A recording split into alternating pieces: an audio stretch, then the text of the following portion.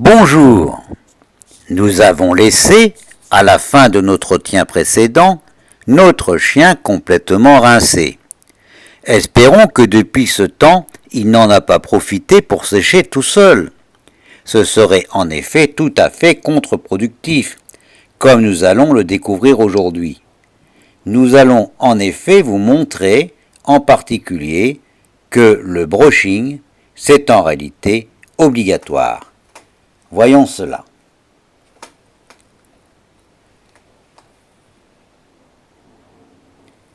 Il y a une autre manière de formuler la question de savoir pourquoi le brushing, qui pourrait être « mais pourquoi est-ce que je ne laisserai pas sécher mon chien tout seul avec seulement le bon air du bon Dieu ?» Et de fait, pourquoi ne pas laisser faire la nature après tout ? Par exemple, chacun sait bien que le brushing n'est absolument pas nécessaire pour le séchage de nos cheveux. Un séchage à l'air libre sera peut-être un peu plus long, mais cela s'arrête là. Pour nos cheveux, l'objectif principal d'un brushing semble de ne pas être de les sécher, même plus vite, mais de leur donner une certaine forme. Après tout, pourquoi prétendrions-nous imposer une forme aux cheveux de nos chiens ? En réalité, la réponse est entièrement contenue dans la question précédente.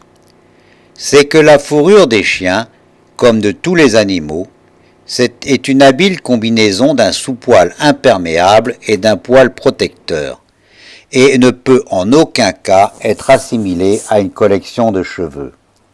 En réalité, vous l'aurez compris à la lecture de ce présent guide, cela n'a tout simplement rien à voir. Avec une particularité qu'il est important de souligner, la nature a peut-être sélectionné des chevelures humaines aptes au séchage naturel, c'est même vraisemblable. Cela fait sans doute très longtemps que d'une manière ou d'une autre, des humains rincent leurs cheveux, et tant qu'on n'avait pas inventé le séchoir, les fourrures animales ne sont pas naturellement mouillées en profondeur. Cela n'a aucune chance d'être produit pour les fourrures animales, qui, nous l'avons vu, sans l'intervention humaine, ne peuvent être réellement mouillées en profondeur, même après des séjours plus ou moins prolongés dans l'eau, et ne le sont donc jamais. Dit autrement, il faut bien se pénétrer de cette vérité, une fourrure animale ne sait pas sécher par elle-même, tout simplement parce qu'elle ignore la situation, être mouillée en profondeur jusqu'à la peau. En effet, une fourrure mouillée par un bain, donné comme nous l'avons décrit, peut donner l'impression d'être séchée en surface après quelques instants ou quelques heures.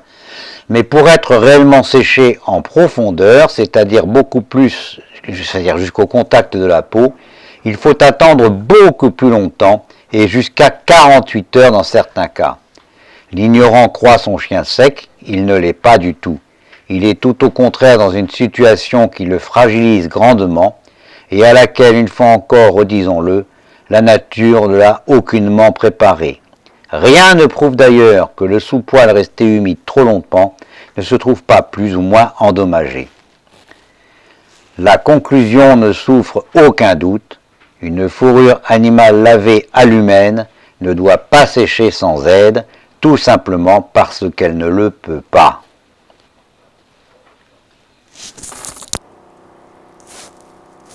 Le brushing, pourquoi encore ?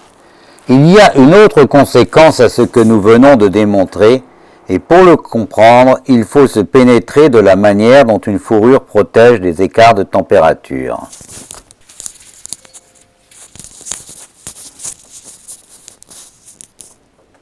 C'est en effet un sujet assez paradoxal. Savez-vous que le poil, tout comme le cheveu, est un excellent conducteur de la chaleur ? C'est-à-dire que comme protection contre les écarts de température, l'un et l'autre sont nuls et archi-nuls. Et pourtant une fourrure, vous me direz, ça protège. Mais alors par quel miracle ? Comment ? Pourquoi ? Si le poil en lui-même, c'est quoi ? Eh bien, qu'est-ce qui protège le poil ? Qu'est-ce qui protège contre le froid ou le chaud ? C'est l'air, et non pas le poil par lui-même. Quel air ? L'air contenu dans le poil. L'air contenu dans le fourrure agit comme un matelas protecteur et prend une température intermédiaire entre celle de l'environnement et celle du corps de l'animal. Et c'est un système extraordinaire qui marche incroyablement bien et qui vous permet de comprendre aussi pourquoi une fourrure en bonne santé protège l'animal autant du froid que de la chaleur. Le matelas d'air agit de la même manière dans les deux circonstances. Pas besoin de longs discours pour vous laisser deviner que plus le matelas d'air est épais, meilleure est la protection. Et maintenant, que se passe-t-il si le poil a séché naturellement? Mouillé, il s'est trouvé comprimé, resserré sur lui-même, et sans intervention extérieure, il n'y a aucune raison pour que les choses s'améliorent quand il sera sec. Dans cette condition, la fourrure n'a aucun effet gonflant, le matelas n'a pas d'épaisseur, la fourrure de l'animal est inefficace et ce dernier n'est pas protégé. Et c'est exactement ce qui se produit si vous avez confié votre chien à un salon de toilettage et que celui-ci utilise ce qui s'appelle une cage de séchage. On peut difficilement faire pire. La cage de séchage, c'est ce qu'il y a de pire pour le poil. Il faut tout au contraire utiliser le brushing qui va donner de l'épaisseur aux plages en allongeant et en redressant le poil. C'est l'optimisation du matelas d'air. Retenez-le. Le brushing chez le chien, ce n'est pas comme chez l'humain pour faire beau, même si c'est en effet ce résultat que cela va entraîner. Mais c'est une conséquence de notre action, ce n'est pas le but. Le but du brushing, c'est d'apporter à l'animal le maximum de confort. Et ce n'est là que justice. Quelle que soit notre bonne volonté, vous comprenez maintenant que d'une certaine façon, le bain a détruit un équilibre. Un mal nécessaire, c'est vrai, mais un mal tout de même. Un mal que le brushing manuel, et lui seul, est à même de réparer.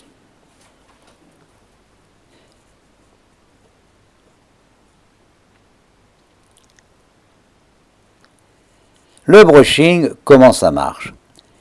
Pour bien comprendre le brushing, il faut connaître deux propriétés spécifiques de la kératine, ce qui est, je vous le rappelle, ce constituant principal du poil et d'ailleurs du cheveu.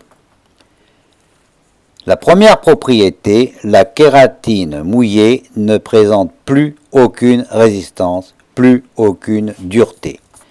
La kératine est dure quand elle est à l'état sec, plus ou moins dure, ce qui donne sa solidité à vos ongles, mais aussi à vos cheveux et aux poils des chiens. Mouillée, elle devient, mouillée dans le cas d'un poil ou d'un cheveu, elle devient très molle, elle n'a plus de dureté.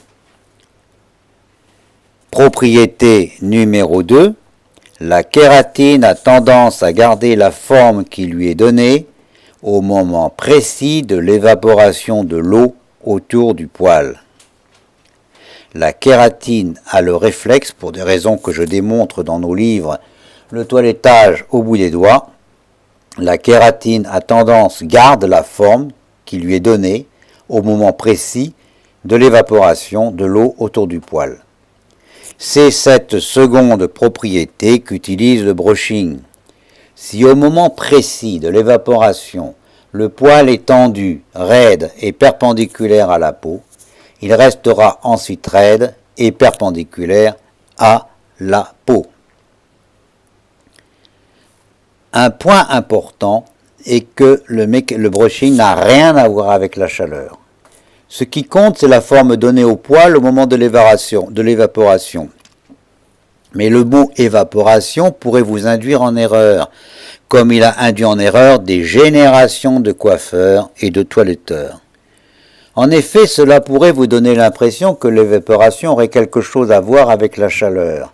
Dit autrement, plus ce serait chaud, plus il y aurait d'évaporation, et meilleur serait le brushing. Or, cette intuition n'a qu'un seul défaut, elle est fausse et archi-fausse. Et ceci pour une raison bien simple, c'est que la quantité d'eau que peut emmagasiner une masse d'air n'est pas proportionnelle à la chaleur, comme l'intuition le donnerait à croire, mais qu'elle est au contraire rigoureusement constante dans la plage de température qui va de 20 à 70 degrés. Autrement dit, si vous voulez profiter de la température pour sécher plus vite, il faut dépasser la température de 70 degrés. Et franchement, nous vous déconseillons vraiment de l'essayer, l'animal s'en trouverait gravement brûlé. En dessous de 70 degrés, la température n'a aucun effet, nous disons bien aucun effet, sur la vitesse de séchage. Vous avez sous les yeux la courbe intuitive en noir qui vous montre ce que vous croyez. Vous pensez que plus vous chauffez, plus vous allez sécher vite. Autrement dit, à 0 degré, c'est vrai qu'on ne va pas beaucoup sécher. À 100 degrés, on devrait sécher très vite. Ça, c'est la courbe intuitive. En rouge, vous avez la courbe réelle. De 0 à 20 degrés, on sèche plutôt plus vite quand la température augmente, mais entre 20 degrés et 70 degrés, eh bien, on ne sèche pas plus vite. L'air n'emmagasine pas plus de vapeur d'eau. À partir de 62 degrés, il en emmagasine plus, mais il ne serait pas question d'aller à des températures comme cela. Donc, vous voyez que la température n'a pas de rôle sur la vitesse de séchage. C'est tout faux. Plus vous séchez frais, eh bien, la chaleur est tout... Car, sachez-le, la chaleur est toujours l'ennemi du poil. Et donc, plus vous séchez frais, meilleur c'est pour le poil. Cela est si vrai que si vous hésitez entre trop chaud ou trop froid, choisissez le froid. Retenez cette règle absolue, plus vous séchez froid, meilleur sera le résultat. La seule limite à respecter est celle du confort pour l'animal. Il n'est pas question bien sûr de sécher avec un air glacé, mais un air autour d'une température ambiante, autour de 20 degrés, voire 17-18 degrés, c'est parfait. Inutile et même absurde de chauffer plus. Un autre secret du brushing, c'est de comprendre les airs. Les airs, il y aurait donc plusieurs airs. Eh oui. Et qu'est-ce qui les distingue? Leurs propriétés physiques. Il existe en effet des airs à haute pression et à basse pression. Un air à basse pression est capable d'emmagasiner une grande quantité de vapeur d'eau. C'est l'air du séchoir, que celui-ci soit utilisé avec ou sans résistance de chauffage. Vous avez compris maintenant que le résultat sera le même. Mais il existe aussi des airs à haute pression. De tels airs peuvent sinon déplacer les montagnes, mais du moins tendre les pelages et débarrasser ces derniers d'un surplus d'eau de manière mécanique, comme le ferait une serviette. L'effet sera d'autant plus rapide et spectaculaire que le poil aura été rincé avec une eau pure, comme nous l'avons déjà expliqué.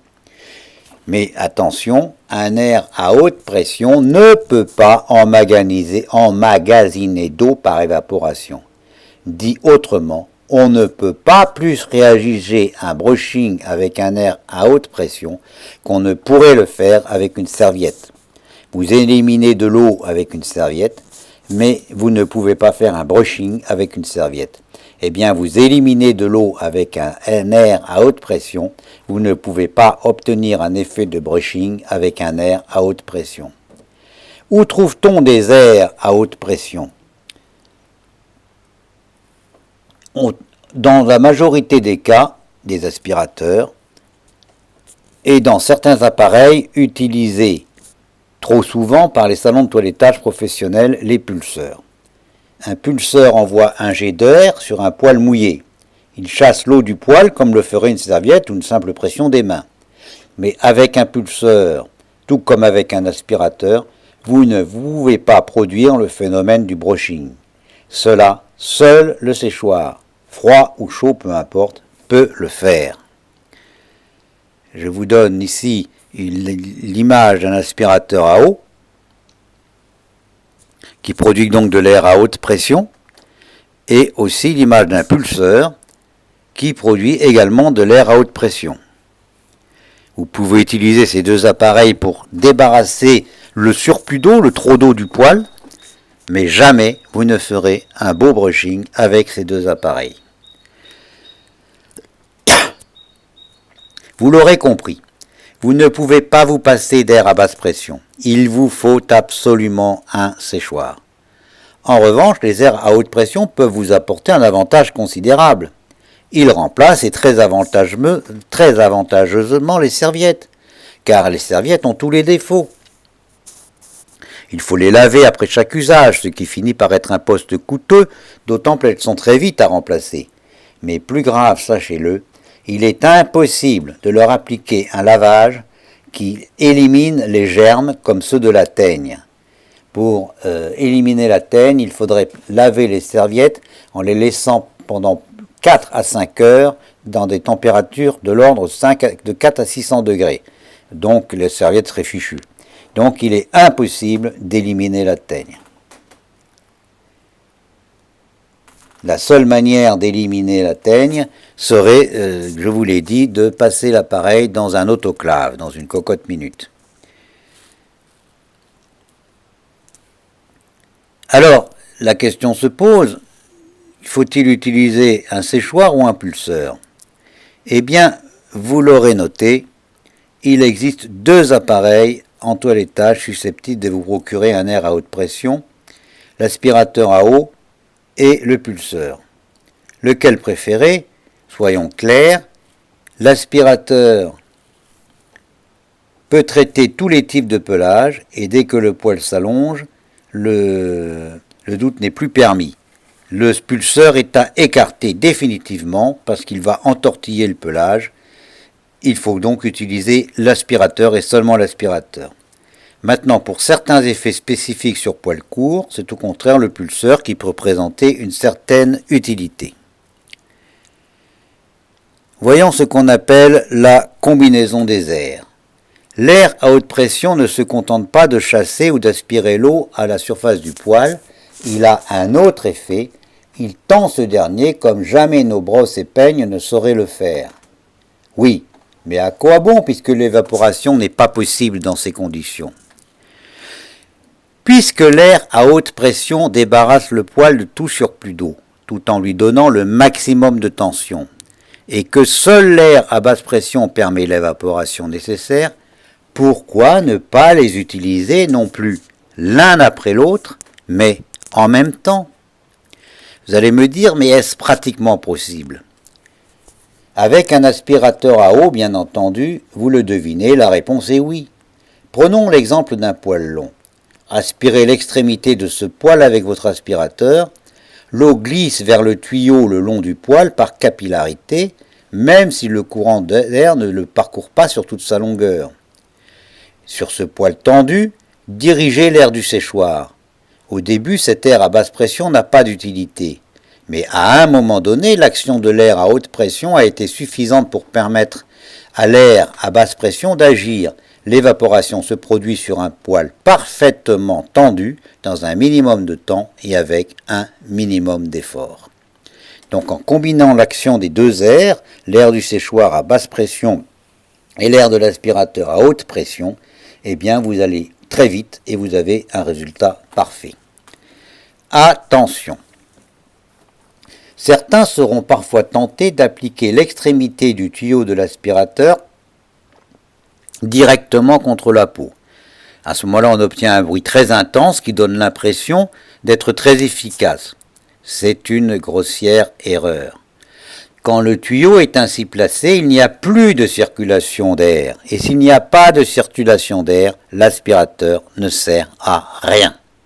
Il faut toujours au contraire laisser l'espace au moins d'un doigt, et certainement encore plus, entre l'extrémité du tuyau et la peau. Il est d'ailleurs habile de prendre l'habitude de placer un ou deux doigts au bout de cette extrémité pour s'assurer que l'on a bien une circulation d'air et que la circulation d'air se produit correctement. La situation est bien plus délicate avec un pulseur. Il faut apprendre à tendre le poil sans agir sur l'intégralité de celui-ci, pour laisser à l'air du séchoir la place de son travail d'évaporation. C'est affaire de doigté et d'expérience, mais à condition toutefois d'avoir pris la peine de comprendre ce que l'on fait réellement, on y arrive assez facilement. Disons qu'en règle générale, les deux jets sont orientés à peu près au même endroit, mais comme le courant d'air du séchoir est toujours beaucoup plus large que celui du pulseur, le phénomène de l'évaporation peut toujours se produire. Donc, quand vous utilisez un aspirateur et un séchoir, c'est facile, et c'est très adapté à tous les poêles, dès l'instant qu'ils ont une certaine taille en tout cas.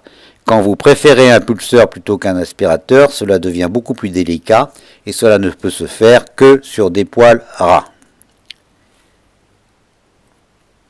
Bon, nous espérons que tout ce que nous vous avons dit vous aura persuadé du caractère strictement indispensable du brushing et des règles qui devront être respectées pour ce dernier. Mais pratiquement, comment faire? Nous vous répondrons à cette question, mais pas aujourd'hui. Nous vous laissons le temps de digérer ce que nous avons vu. Ce sera l'objet de notre prochain entretien. Et pour aujourd'hui, nous vous disons merci de votre attention. À bientôt!